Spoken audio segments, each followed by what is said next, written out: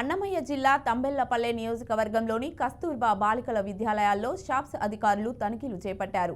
ఈ నేపథ్యంలో పురుగులు ఉన్న ఆహారం పెడుతున్నారని తనిఖీ సిబ్బందితో విద్యార్థినులు ఆవేదన వ్యక్తం చేశారు. రాత్రి సమయాల్లో ప్రిన్సిపల్ విద్యార్థుల చేత ఒళ్ళు పట్టించుకోవడం, పాత్రలను కడిగించడం వంటి పనులు చేపిస్తున్నారని అధికారుల ముందు కన్నీరు పెట్టుకున్నారు. కస్తూర్బాలో మా పాప చదువుతుంది 10th క్లాసు.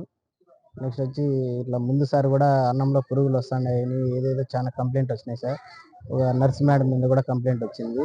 ఈ ఇట్లా ఏదో ప్యాడ్స్ అడిగితే మేడం చెప్తాదంట, ఏది ప్రూఫ్ ఏది చూపించు అని అడుగుతారంట. అట్లా అడగడం చాలా తప్పు సార్. అది కూడా ఎంఈఓ సార్ ఒకసారి కలిసి చెప్పినాను. మళ్ళీ నెక్స్ట్ టైం కూడా అట్లే జరుగుతూ వస్తుంది.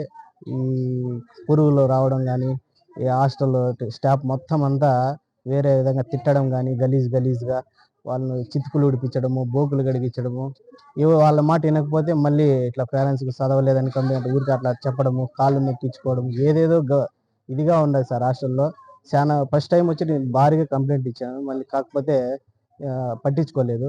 చాలా మంది కూడా వచ్చిపోయినారు. చాలా విలేకరులు కానీ, జయచంద్ర రెడ్డి అందరూ వచ్చిపోయినారు కానీ ఏం పట్టించుకోవడం లేదు సార్. మళ్ళీ మామూలుగానే జరుగుతుంది.